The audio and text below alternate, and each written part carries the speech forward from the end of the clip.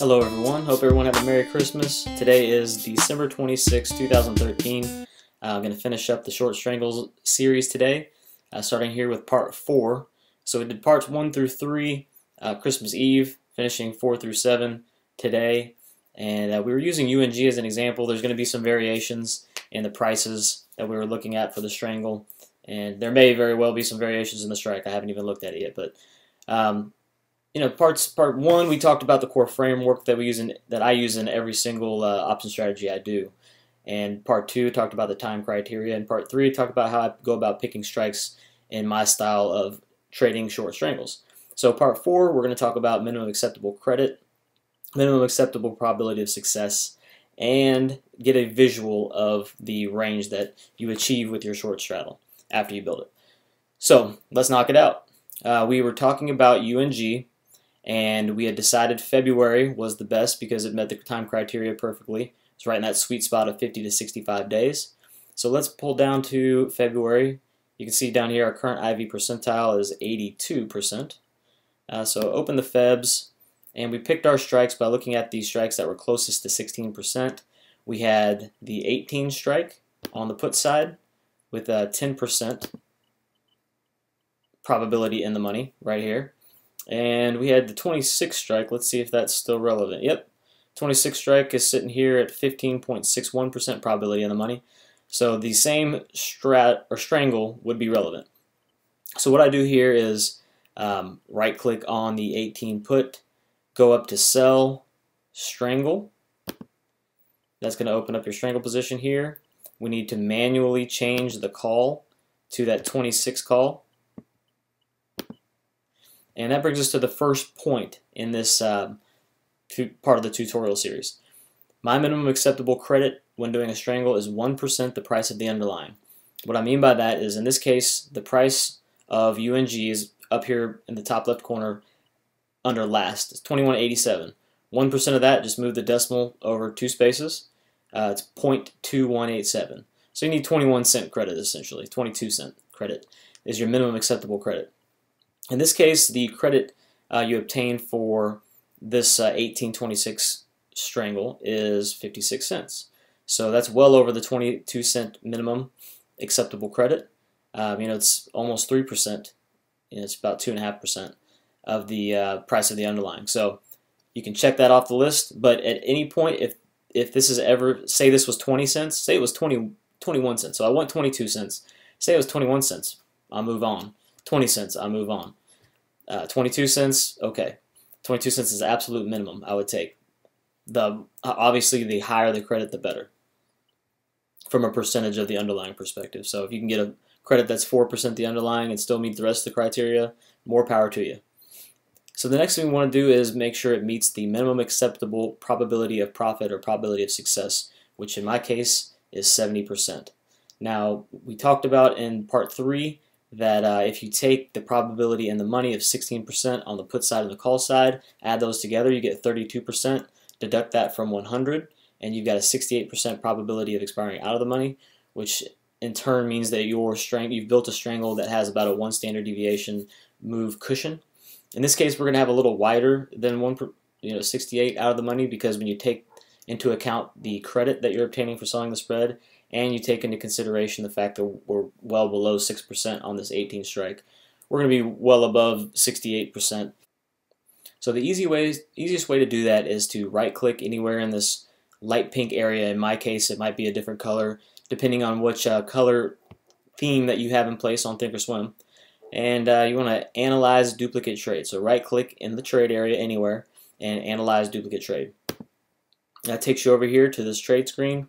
Let me get rid of the one that we had already looked at a little bit on Christmas Eve. And the first thing you want to do here, I'm going to just kind of pull this down to get a little more screen real estate on the actual risk profile. First thing you want to do is make sure, it's going to take you to the Analyze tab, but make sure you're in the risk profile menu.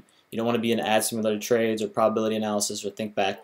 You want to make sure that you're in risk profile. If you're not in risk profile, simply click risk profile and you'll see this risk profile chart. Next thing you want to do is make sure that you have the correct probability date. So you want your probabilities to be calculated based on the settlement date of the options month that you're looking at. In this case, we're looking at Feb 14 options, so we want to change our probability date from today's date to February. You can go change months by looking at this small arrow to the right. We'll go to February. It's going to automatically put in green your expiration Friday, and we want to do the Saturday because that's the day the options actually settle after expiration. So settlement day is the 22nd of February, so click that date. Then we go down here to the price slices area, slide over to the right and click set slices rather. Go down to break even and change that date to your February 22nd settlement date. And last, just make sure that this date is the correct date. You want it to be today's date down here in this date screen. Sometimes that gets changed somehow, but just make sure that that is today's date. So what this has done is it's set the slices, which the slices are these vertical dotted red lines on the chart on both sides here. It's set them to the break-even points. So our risk profile is comprised of an x-axis here that shows the price of UNG and a y-axis that shows the profit loss of the position. So this 0 is break-even, and you can see that's a kind of a dark horizontal dotted line that goes across here to represent that 0 line. This red area is essentially a visual of what the strangle looks like, or whatever strategy you're looking at in the risk profile. In this case, a strangle, short strangle.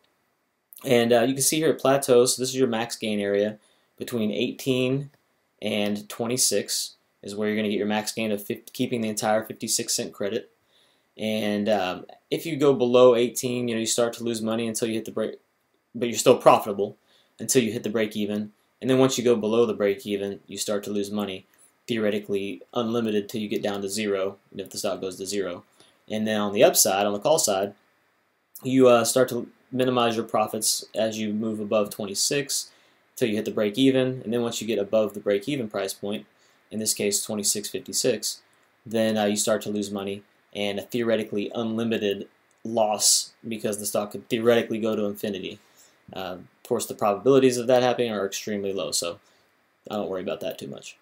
And what we see over here on the top left is there's a 10.59% probability of achieving break-even or worse on the downside. So you've got about a 10.5% chance of losing money due to a significant downside move. Over here on the far right, we've got about an 11% chance of losing money because of a significant upside move. And here in the middle, we have a 78.38% probability of success. So probability of UNG being between these two break-even points by February expiration. The way I really like to look at it is a 78% chance that you're going to have the opportunity to take a profit of 1 cent or more, but that's kind of arguable. I just like to look at it from a more conservative perspective.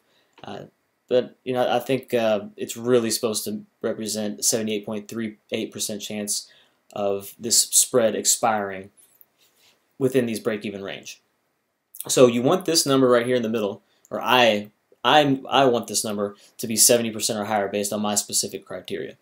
70% or higher. If it's below 78% or 70%, then I do not do the trade.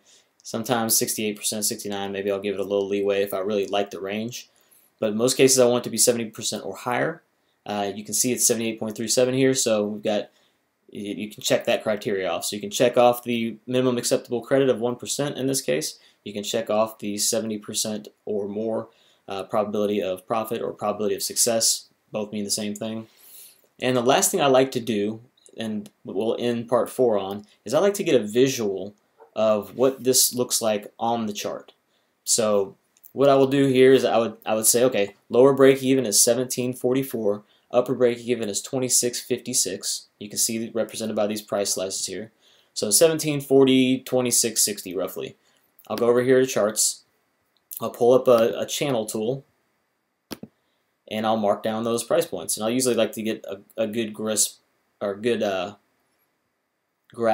it. So 17.40 from a longer term. So I'll start from the far left of the chart, just to kind of pull in some of this older price material here, price data. So 17.40 and 26.60. So right around there. So that shows you, I'm going to pull up an oval tool, that shows you that your profit range is essentially this area right here. And now this is not representative of the February expiration date. So if you want to actually get a really good view, you can go to Style, Settings, Time Axis, and you can put your expansion area, let's say 50 over here, and hit Apply, OK, and you can change this oval. Let's just delete it. And we know expiration on February is the 22nd, so you can see down there at the bottom right here would be representative of where, you know, basically if you want to look at it from a precise time perspective. So this is February expiration. So it needs to stay within that range by this date if you want to achieve max profit. I don't look to achieve max profit. We'll talk about that in part 6. But, you know, it's still good to kind of get a visual representation. In this case, of course, I love this. I mean, we've got the lower break even down here, some really strong support. We've got upper break even with plenty of cushion above the 52-week highs of around 24. So this is just a great opportunity in my opinion. And what you're looking for here is you're looking for time to tick away, so that theta decay is going, or time decay is going to be beneficial to you in this credit style spread. You're also looking for this implied volatility down here to continue to move lower. So this, in turn, this IV percentile number will reduce. You know, if we could get this implied volatility back to a normalized range, you know, mean reversion would be back to around 35. If you can get it back to 35, and you've gotten a couple weeks of time decay, you're going to be in a really solid, profitable situation to go ahead and cover this strangle, get that buying power back, move on to the next trade, find something with a little bit more juice, so that you're fully utilizing your buying power to the best of its capabilities. So that covers part 4. Just to reiterate, minimum acceptable credit is 1% of the price of the underlying, whichever your underlying may be that you're doing the strangle on.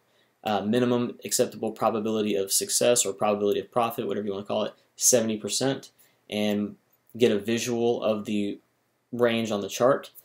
One last thing, I did make a modification here. If you go to Style, Settings, Price Axis, I wasn't able to see that 2660 upper break even, so I changed this expansion area percentage up to 20, and that's why I was able to see it. You know, normally it's on 0, and if you hit Apply, OK, you can see you can't see that 2660.